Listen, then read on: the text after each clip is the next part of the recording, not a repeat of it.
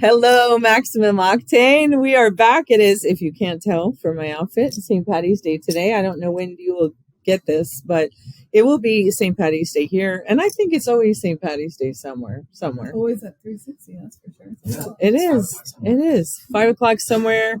St. Patty's Day somewhere, 360 it always is because all the green stuff. So joining me today, I'm really excited because I just love what this company does and the people that run it and their culture, which we're going to get into it. But we have Lisa Coyle and Jesse Meddaugh, and they were co-founders of 360 Payments. And we have a lot of information to share with you. So going to be moving quick and talking. And as usual, I'll be like, oh, wait, let me ask you this. So there's that. And then also, why are we sitting? In case anybody's like, why are you in such a weird position? I got to spend the night in the hospital in Puerto Rico last night getting 17 stitches. So there will probably be an episode on how you have to bring your own blankets to the hospital and some other things. But today we are here. So let's talk for a minute. How did you guys come up with this idea to start doing this? Yeah, so we worked for another company in the payment processing space and had a fantastic experience there. But come from a family of entrepreneurs, a lot of us, and wanted to go out and do it on our own. We were in our early to mid 20s and thought, let's just go out there, take care of people. If you take care of people, the customers first, the employees also first in a lot of ways, everything else would just fall into place. So we just wanted to go out there, do it ourselves, and take care of people. And the big plan in the beginning was we were in San Francisco Bay Area, San Jose area, and it was like, let's start a company here and we could work with some local companies around the Bay Area. And that was the original business plan, the vision. And now we're nationwide working with thousands and thousands of So that wasn't your plan in the beginning when you were starting? To go outside of the Bay Area? No, we just thought we'd be the Bay Area. Number one processor in the Bay Area, knocked on every door, every floor. Doctors, dentists, flooring companies, restaurants, auto repair shops, of course. Sign anybody up that needed help on their payment processing and wanted a local relationship was our original, let's go do it. Wow. So that's pretty amazing. Mm-hmm. Yeah. Pretty amazing. Just goes to show you, think bigger. Think bigger. We definitely, we were talking about that the other day because people have set such low goals sometimes and they don't know what's possible. And when you set a goal, most of the time you're lucky you got past that because most people, when they set a goal that's not tall, they just stay there because they hit their goals. So wow, hats off to you two that you were like, hey, I'm not staying here, even though that was the plan. So very exciting.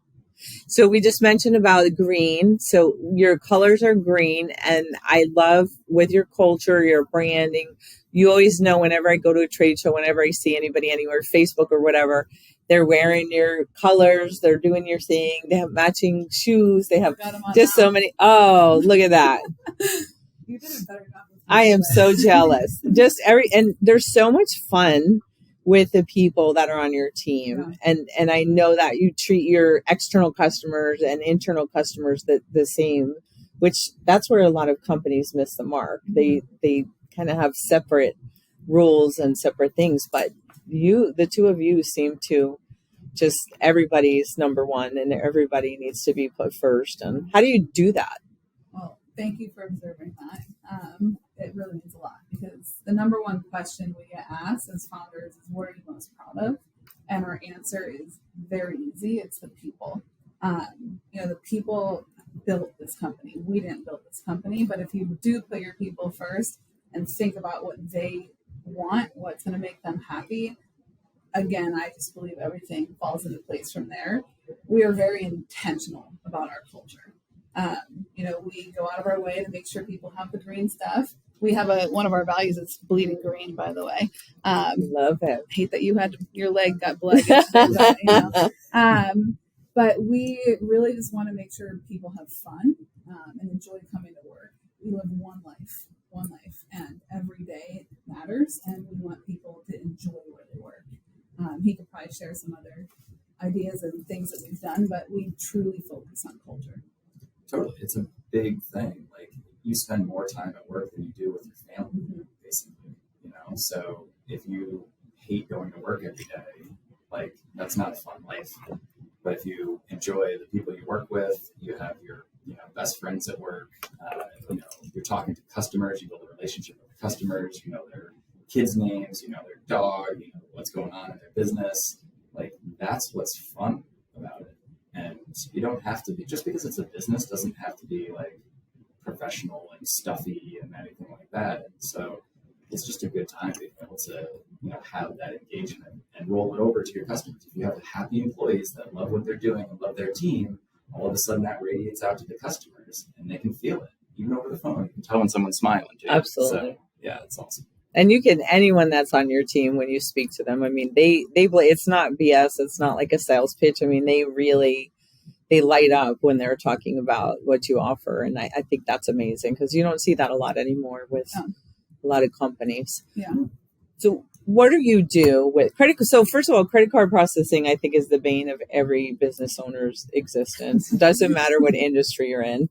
And I see a lot of places now passing on the charges or saying, if you give us cash, it's this. And it always seems to be some kind of controversy about credit card processing and what do you do and how do you do it and how do you save money? And we have a lot of people, and even my friends in the business world are like jump from company to company because they're like, oh, we're going to get a better rate. And then they have it for 2 months or so. And then it's like, oh, and I'm like, it's not going to stay that. And they don't believe me. And it's like, why do you ask me if you're not going to listen? But anyway, and then it's like that for a little bit. And then it's like, oh, there's something, well, we rated you as a tree, but really you're an apple, or, we didn't know, so it's like, I mean, where do people start?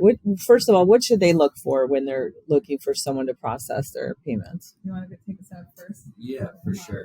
I think the biggest thing, the biggest misconception, just like you said, they'll jump into one thing because of the rate. And that's all they're looking for. Blinders on. What's your rate? Bottom line, I want the best rate out there. Well, that's great, but a lot of times you get what you pay for. So you may get a dirt cheap rate, but then your payment gets held and you call customer service and you can't get a hold of it. And there's no service there. You're getting a great rate. So, but now you can't get your money. And so there's lots of things. I mean, rate is definitely a factor for sure. You want a fair rate. There's a lot of processors out there that just gouge people. But rate is one piece of the puzzle. And you want to be able to get the customer service. You want to be able to get their relationship. So I would say the biggest thing is vet multiple companies. We always say the rule of 3, like get 3 quotes from 3 different companies. Ask the right questions, ask them to call their customer service. Call customer service right now and see what happens. Oh, I like that. Yeah, and get them on the phone. See if you're waiting on hold for 15 minutes with the sales rep and things like that. So there's little ways, to check on who you're getting quotes from. The rate is definitely a piece of it, but make sure you're checking on the other things as well. Okay. We actually own the domain creditcardprocessorssuck.com because we know credit card processors don't have the best reputation. Right. And that was one of the things that we wanted to do when we started 360 was change that perception. And you shouldn't have to think about credit card processing as a business owner or someone working at your business. You shouldn't have to think about it the way you don't think about breathing. We don't think about the electric turning on. Although this week in California we had some windstorms. Our kids had no school this week because of it. But we want to make sure that we're there for people. And there's the customer service, but it's also the technology side and being progressive and thinking about evolving with the business needs. Because credit card processing 10, 12, 15 years ago is a lot different than it is today. So I'll give a couple examples. Integration. If you have a software at your business, shop management for repair shops, or a point of sale system for restaurants, or a practice management system for a medical office, you should integrate your payments to streamline the process because it will keep your employees happy. But more importantly, it makes it better for your customers. My own father doesn't use 360 payments because he integrates to his financial advising software. And he had 360, and there goes my kids' college funds now. But it was the best thing for his business, and he's paying more than 0.5% more than what he was paying with us because he has the integration. So integration is one. What do your customers need, and what will make it easier for you to take money from them? Which is one of our guys, Shane's line all the time. Like, just make it easy to take money from people. Text to pay is one of them. I have a 4 and a 6-year-old. I don't pick my car up on time in the auto repair shop world. text me a link, let me pay. I don't care what you did to my car. I trust you. You're my mechanic or you're my dentist. Like, just tell me what I owe you and make it easy because I'm not going to be there before 5 or 6 o'clock. Financing, can you do some consumer financing for large transactions? And does it integrate? What's that look like? So you want to go with a processor that not only is going to answer their phone when you need them, but is going to evolve with your business and think about what your customers need, not just what they want for you. It's pretty simple for if they meet with you to find out if with a point of sale or whatever they're using integrates, you're able to tell them quickly. It's not a big deal. Yeah, we usually can. We've been doing this for a long time now, Jesse and I personally, but I would say ask your point of sale system or shop software, well, who do they recommend? And ask why they recommend them too.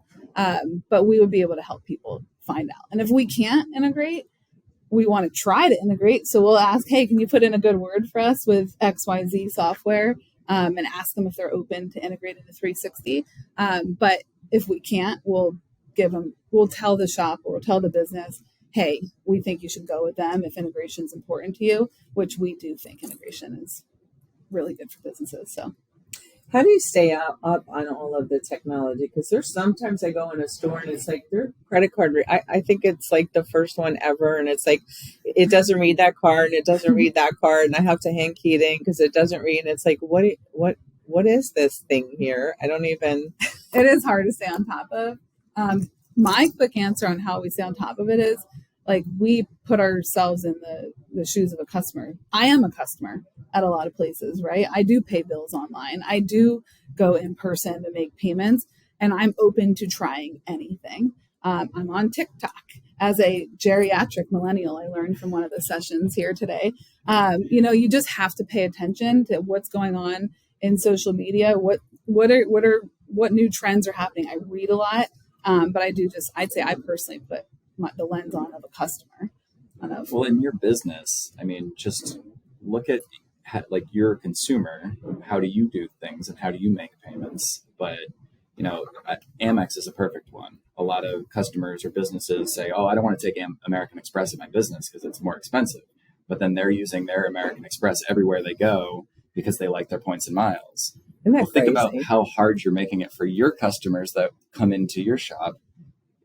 Back to the line of just make it easy to get paid by them. Yeah. But the technology is changing, but a lot of times the manufacturers for equipment, the integrations with the software, they're keeping up on all this technology. So we just pay attention to how consumers are paying and then try to bring that into the businesses that we work with. Apple Pay is a big thing. Even in certain places, we're out in California where Apple is, so it's everywhere out there. But we have shops now in like rural Kansas that are asking us like, oh, I want to get Apple Pay going on because I now have some customers that are asking for it. And, being able to, pay with your watch or something like that. In certain places of the country, that's like, oh, I would never need that. And then 6 months later, they have somebody try to do it. And so it's constantly evolving and there's always going to be something new, but it's fun to see the growth. I didn't realize how much I use my credit card because I do like the point. I like the points and I pay it off every month. And, I'm a responsible user, but I like my dang points. I like, my kids are like, they know now, if they're going to make a big purchase. They're like, Mom, do you want the points? And I'm like, yes. And then they give me the money and I'm happy because I'm like, I got free points. But during the hurricane, my house was affected by the hurricane. And then all of the people, like workers and whatever, they're like, no cash or check. And I'm like, I don't even know how to write a check anymore. And it's like, then I'm like digging out through a stack of piles of whatever. Cause I'm like, I don't think I wrote a check before the hurricane and I don't know how many years. So I do text to pay or, something online. And it's like, I can't, how are you functioning as a business without being able to take a payment? And it's not that I can't afford to pay whatever with the money, but I don't want to walk around my checkbook. I don't want to walk around with a wad of, couple grand in cash a day. I want to use my card. Mm-hmm. And I was like, to get with the program. Yeah. You're just making it difficult for people. Well, yeah. A lot of businesses, we've always done it this way, is not the way to do things. So you gotta pay attention. You got to see what's going on out there. And if you get these requests, just saying, "Oh no, we don't do that," you're pushing away your customer. They're going to go to a place that is easier, the functionality. Everyone's doing everything online. Amazon, you can press a button on your phone and get anything you want delivered to your front door now. Why can't you do We that found out in we your could even get business? stuff shipped here Everywhere. in like a day or two. Yeah. I got something on Amazon the other day, a Yeti tumbler, to bring to the pools here in Puerto Rico. And it came within hours to my house. Like, I was mind blown. I'm like, what? How did this happen? Same day? Like, it's crazy. It's amazing. It's amazing. So can we talk a little bit about text to pay? Because people get nervous, and I hate when somebody just asks me, and I don't know if it had something to do with the hotel there or something. They're like, we'll just text you and you can type in your credit card number. And I'm like, I'm not sending you a text over just a credit card number over a regular text. And, it's not encrypted. It's not whatever. So can you explain the difference between having an actual text to pay and somebody just texting you and saying, hey, type your credit card here? Yeah. So they do go on a text to pay. First off, I always look at text to pay as replacing phone order sales. Yep. And from doing payment processing for a long time, especially in person, we've been into a lot of businesses, and I can tell you they have Post-it notes with credit card numbers on their cubicles. If you're giving them over the phone, or they're storing that way because maybe you're a recurring customer, you're buying, like it's a shop buying parts from the same place over and over. If they don't have it stored, they're putting it on Post-its. And same thing when you're giving a credit card over the phone, that credit card terminal might be being used, or it's away from the person at the desk. They're writing it down somewhere. So just realize that text to pay is replacing that process, right? Thank goodness. That's correct. Exactly. All of the virtual terminals or gateways that we use are completely compliant. They go through testing and audits and all of that. The data is not stored. It's all encrypted. And the cool thing I think about text to pay isn't just that it's making it easier for the customer. You're collecting more data. So you're getting the person who's entering it in to put their address information. They're putting the zip code, the street number, and that reduces the rate through interchange, which is the wholesale cost. It doesn't reduce liability because, again, it's just like taking a phone order, but it does reduce the rate. Whereas usually the staff member taking the credit card over the phone isn't collecting the address information and making sure it matches. So, but it is secure, and you should, of course, you want to be worried about it, but going back to checks and everything, if you're writing someone a check, they can easily take your routing and account number and put that into something. We had one of our members, I don't know, at the last 20 group meeting a couple months ago, she was shocked that someone actually stole her check at for the parts house, and they spent, I don't know, like $50,000-$60,000, Yeah. and she was shocked. Yeah. And with the text to pay, I just want to make sure everybody understands that is an encrypted, safe way to do it. Absolutely. When somebody says, hey, text you and says, just type in your credit card number, that's not text to pay, and you shouldn't be doing that. So let's make that clear. If someone texts you for your credit card number, do not text them your credit card number. Right. But I mean, even businesses do it because they think, they're saving time, and they're not writing it, they're just like, hey, here, I'm going to text you, just reply back with my credit card. That's not what text to pay is. So understand that there's a difference. And text to it's pay. a portal. Text to pay is an online transaction. Right. You're texting a link. The customer clicks a link. It brings them to a secure online page, and they're putting their credit card information into a shopping cart. Exactly how you go on any website, on Amazon, on these types of things. I would say it's even, I might be wrong, and you could tell me, but I feel safer using text to pay than the credit card at the businesses, because I see those stacks of the, slips sitting around, and I don't know, I feel safer when it's like an encrypted thing over, because when you hand someone your card, and even at a restaurant or whatever, I have so many friends, the only place they went with their card was a restaurant. It takes 2 seconds for somebody to walk back with their credit card, you know what I mean, and take a picture of it or do something to steal your number, where I feel safer doing it on the text to pay. Am I wrong? This is where the integration comes in. Okay. This was talking about is it's like checking out at a grocery store. The card never leaves the customer's hand. It's a customer facing credit card terminal. because you're absolutely right. If I take your card and I run into a back room somewhere, you have no idea what I'm doing with your card. But if I click a button in the software, it lights up a terminal that's facing you, you put in your own credit card, and then digitally sign on the screen, and you're done. And then all of that information is stored in the software. There's no way that your card went anywhere. There's no fraud options there. Text to pay is an online transaction, so there's more risk of fraud there, possibly, but it's better than a phone order because there's no one writing it down. There's no one else getting your credit card information. For text to pay, we always tell our customers, if you wouldn't take a phone order from this customer, you may not want to send them a text to pay. We say don't do it necessarily for brand new customers. Set a limit on how much you're going to do through text to pay. If you only, if you set it at $1,000 or something like that, whatever you're comfortable with. But it's the same as a card not present transaction. So it doesn't have that chip security on it. But just it's common sense a lot of times. Just be smart with how you're using it. Yeah, and I think if you, from a consumer side, if I'm at a hair or whatever, and then they give me a text to pay, and then I know it's okay to, so don't, if some rando, you just get some rando text to pay. Don't do that either, because there's a lot of, it's crazy how many people just give out stuff and they don't think about it. Well, the other thing is people take orders and they're like, oh, I saw you online and I want to buy tires from you, and I ship them to this random address in Texas and you're in New Jersey. It's like they couldn't find anybody else to buy tires from. That's a little odd. You may want to dig into that a little bit more. You need to read the book Blink if you're doing that, because we just have, it seems like that tire thing goes in cycles, and it was just out there again. And we just had a member in Florida get burned pretty bad. I don't know, it was 3,000, 4,000. And one in Washington, he actually talked about on my morning show thing. He happened to just walk in, and everybody's all happy and bubbly, and they're like, "What?" And the service advisor's like, "I just made a $6,000 sale," and he's like, "Really, on what?" Because there wasn't any big.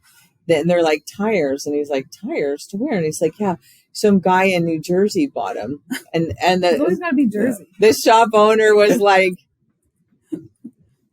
"Were they in here?" They're like, "No, he did on the phone," And he's like, they're buying tires in Washington to pay freight to put them to New Jersey. They don't sell tires. So he's like, where? And that actually a truck pulled up to pick up the tires. They were just getting ready to load them. And he was like, "You're not taking these tires." And the freight guy's like, "Yeah." He's like, "Oh no, you're not." No, and the service advisors were shocked because they were, they get excited the sale. They're like, "Oh my gosh." So you got to be smart, and that training. So let's talk about that for a moment, because I hear a lot of people complain sometimes about the credit card processing, or, they don't want to take credit cards anymore because they're always getting ripped off or burned. And it's like, you ask them what happened, and it's somebody called over the phone that they never met, never whatever, never, or somebody came in, but then they're like, "I'm going to have my mother call." Yep. And, somebody, and it's like, they don't have proper training for their employees. And then they're mad when they get charged back for something or whatever.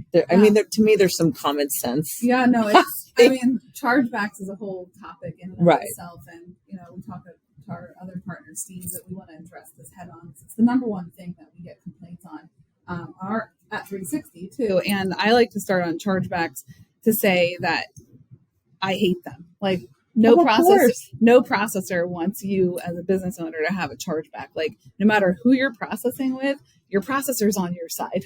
They want you to win that chargeback. And in America, you're innocent until proven guilty, unless you're a business owner taking credit cards, because they're always guilty until proven innocent, which we don't like that rule either. Right. But on chargebacks, I'd say the number one thing that we always hear, and it comes down to, is trusting your gut. Like you're talking about, like something doesn't seem right. 9 out of 10 times, most of the businesses that we deal with that have those large chargebacks are like, I knew that something wasn't right here. But training your staff and aligning your staff's goals and their metrics and their bonuses and everything to what's best for the business is important. So in the example you're giving, obviously it sounds like the service advisor might be making some bonus or commission or something off the sale. You also want to make sure they realize if that sale doesn't happen or there's a chargeback, not only are they out that $3,000, $4,000, $5,000, they're out the product too. Right. Right. So it costs more than that. So I would say in the training, get people to trust their guts. Number one. Number two, even if the card was present, they weren't calling over the phone, they were in there. You can get IDs. You can ask for multiple credit cards to see if it works. Don't run the same credit card, or 3 different cards and they all are getting declined. Like there's some red flags there. Right. But even if you're in person, you just want to, trust, but verify, right? Is a line that we like to use. But yeah, chargebacks are no fun there. They're not for anybody. And you have to, as a business owner, it's your responsibility to train your staff properly and, make sure that they know what to look for and get some training on that. Because like you said, every time you hear about it, it's very rare that someone doesn't say, I knew that there was something off. Yep. The address or the name or the story didn't add up or whatever. So, it just, you have to train your people. Yeah, there's some products out there for chargebacks, insurance, and things like that. But when we look at our entire portfolio, it's still way under 1% of all transactions come back as chargebacks. Obviously, when it does happen, it's painful.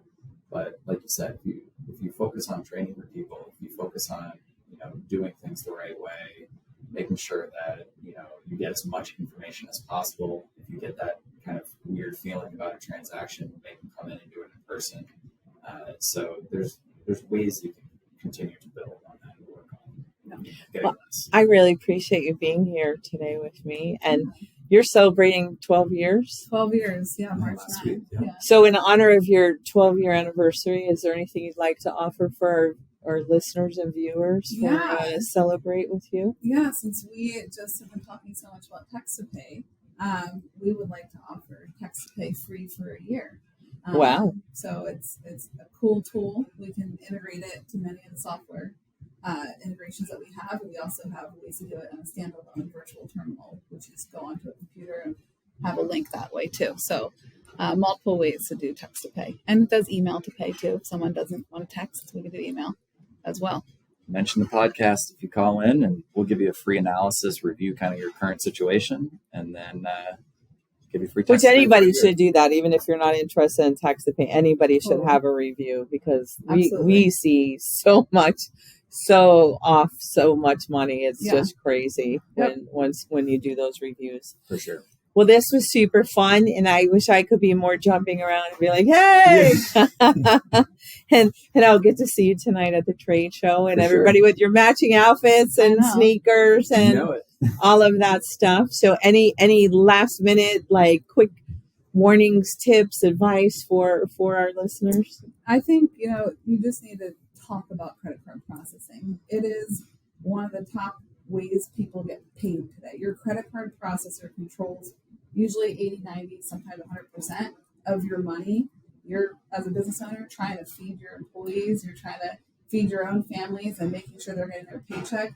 Go with somebody you trust and have a relationship with.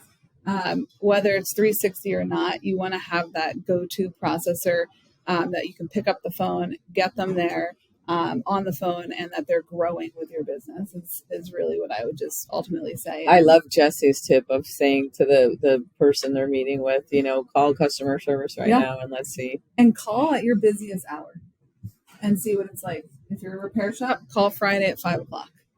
What happens then? If you're a restaurant, call, Saturday at 7 p.m. When you need your credit card processor most, call them and see what happens there. That's going to be a great test. Jesse, any final? I just want to say thank you guys. I mean, ATI has been a huge partner of us, and we love coming to these events and just working with the coaches. And, you guys coach your shops. You guys have some of the best shops in the country. We really appreciate the support from you guys and working with your team and your customers and members. It's been a great time I think this is our 6th year. Yeah, 6th year. So 6. It feels like longer. Yeah. It does. Time flies when you're having fun. It does. Especially we're back in Puerto Rico again. I think it was 9 years ago when we were here. All right, everybody, stay safe, make good choices, and stay inspired. And I will be back next week.